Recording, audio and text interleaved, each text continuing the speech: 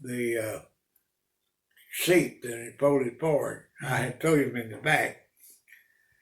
Well, he come up with that knife Hunter. and made a swing at me, and he cut my shirt. And when he did, I laid the boom on him. Laid the boom. Well, You got him? I hit him. I knocked him about 2 foot, 3 foot in the air.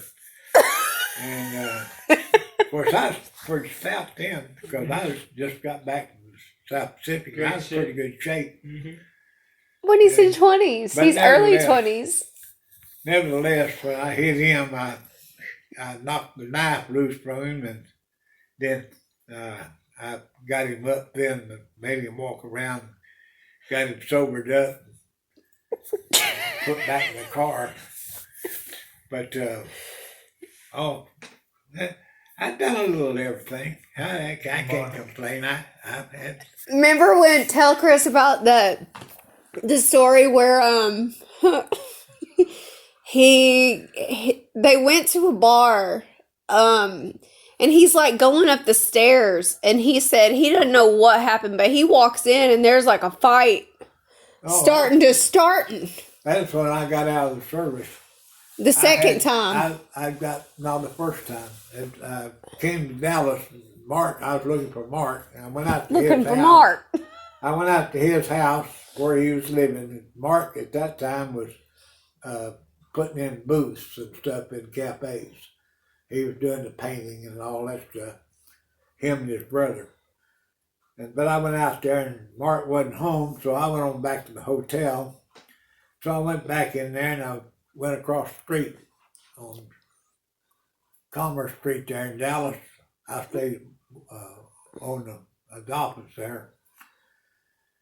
And across the street, they was having a band upstairs there, and I went up the stairs. I was going to go up and just check it out. And just wait. Well, I walked up, and just about the time I got to the top of the stairs, somebody hit me upside the head, and I went back down the stairs. And I jumped up, and I run up there, and the first guy I got to, I laid the... He was like, I laid him out. I'm like, who was it? He's like, it didn't matter. It didn't make much difference. There was a big fight going on all over the whole place. So then police got in there and broke it all up. Nevertheless, You found Mark. I found Martin. He wasn't there. He came to my room a few minutes after that. He got my message from his house. Back then, telephones wasn't the same as they are now. No. He didn't have no telephone, and he didn't even have a telephone at his house. So he come out up, and we went out then, and then I went out with him. We did a lot of stuff together even then. But When he met my grandma, it was because of Mark. Because Mark was working for this company. He was actually repairing and delivering laundry, washers and dryers, and hooked him into it. No pun intended, but hooked him into it by saying like, "Hey, can you help me fix this?" And he's like, "This ain't even my job, homie." Like, Mark's like, "Just help me out, Bob." He's like, "All right, fine." You know. Mark was a good mechanic, but he had a problem. He was colorblind, and the wires coming into your wire and your wiring harness. Well, I took some vinegar and I washed it off and cut that off there and was working with it. He come next, "Oh, you can't do that, Hal. You got to throw them away." I said, "Hell, they ain't going to hurt nobody to eat them."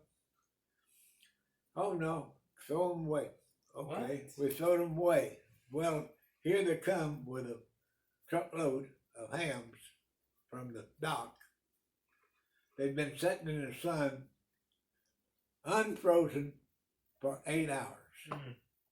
Wow. I could smell them when I started. He said, "Get the bones out of them, hurry, because we got to get them in the oven we got to cook them today, right now." Gross. So I had to debone them and then cook them. Okay. But the thing of it is, he threw away, I think it was about 4, 5, 6 cases, I don't know, of those good hams. That just had vinegar on them. Yeah. Yeah.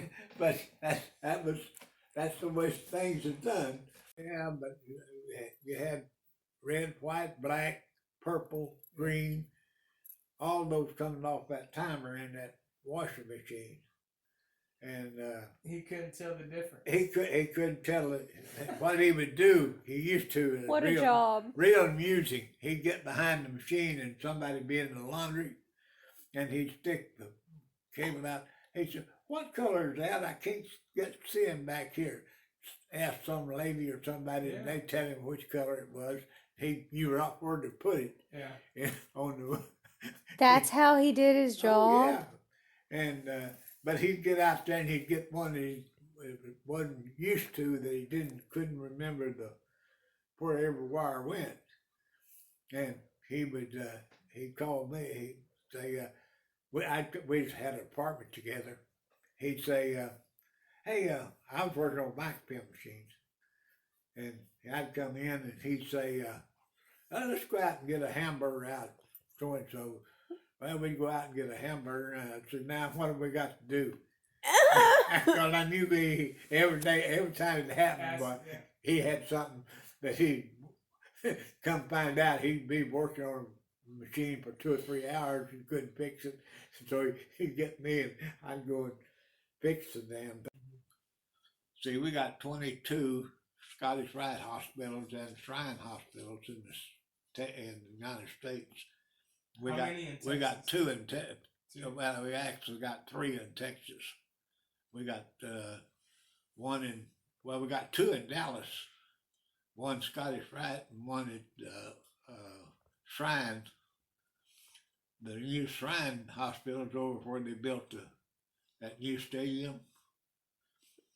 You know that town where they built that new stadium? The Cowboys got Arlington? No, it's not Arlington, it's Frisco. Frisco, that's right, yeah. Frisco, when I was working on microfilm machines, they had 2 stores in that town. Had a bank and a shop with a service station on it. That's all that's out there. Now there's 400 and something thousand people live Oh, it's huge. It's huge now. It's nice now. Yeah. It's really nice. Yeah. But you just stop and think about it. Now that was in the 70s.